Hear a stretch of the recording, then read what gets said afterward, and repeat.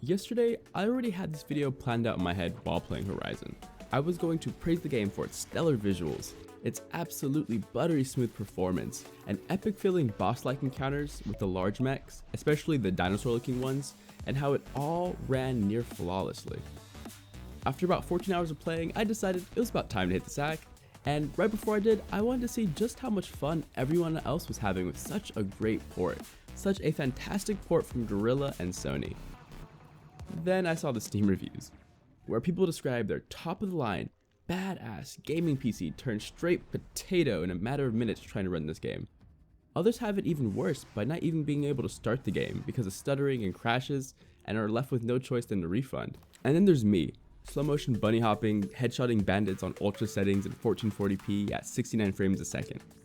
No, really, the game told me my average frame rate is 69, So with such dramatic differences in performance, I know my experience isn't going to apply to everyone, and I'll make sure to highlight all my pain points, but damn, I'm having such a great time with this terrible port.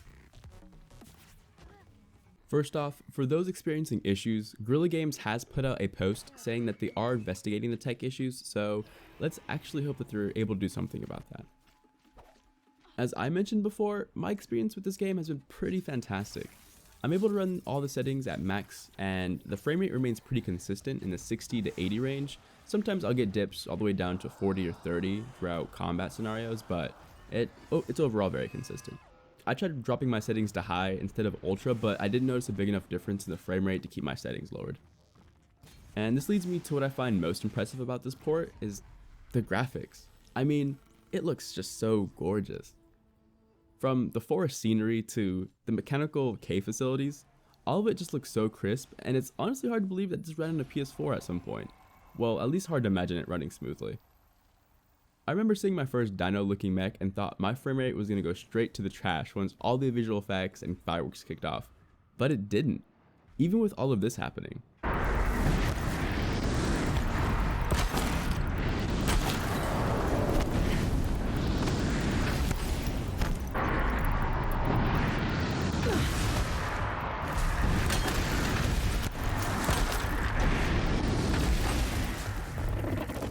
But I do have to say I did experience stuttering at times, most noticeably when traveling to new regions on the map or to larger towns. For some reason my game would just get choppy, so there's that. But honestly, this happened for maybe a total of an hour out of my 19 hours, so it wasn't a huge deal breaker for me. Now, on the flip side, one thing that does bug me is the melee combat, unfortunately, mostly the key configuration. So, to perform a heavy attack, you have to hit shift and left click.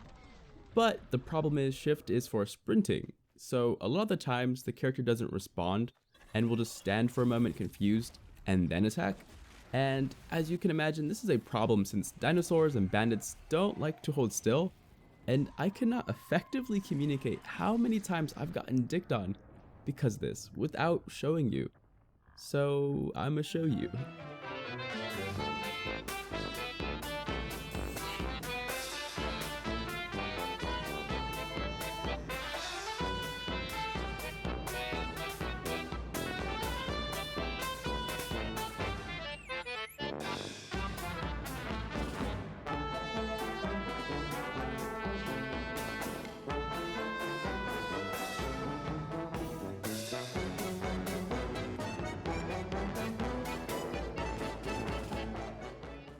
The issue I have with this doesn't stop there though.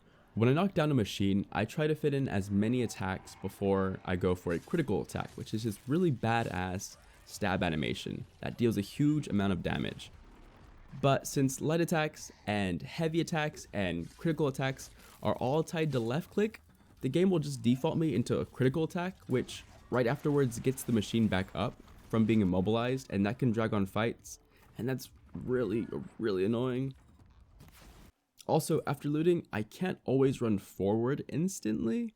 I have to like shimmy left to right because for some reason the character forgets or doesn't want to run forward, which when you have a lot of loot on the floor gets really old really fast. Beyond what I would call these annoyances, I don't have many tech issues to report. All of my other problems are with the game itself, but those are not necessarily related to the port job. If you're wondering if you should pick up Horizon Zero Dawn for PC, I would say go for it if you're okay with the possibility of facing a wide range of issues. But if you're not in a rush, wait till the development team has a chance to patch up the major issues like crashing and frame drops, especially if this is your first run at the game like me, because it seriously deserves some love. In the future, you can expect a full review from this channel, so stay up to date with all the content that Forgotten Nexus has to offer by slapping that subscribe button. Also, have you played Horizon yet on PC? Have you experienced the same issues? I'd love to find out in the comment section below. For now, it's goodbye, but you're always welcome back to Nexus. See you next time.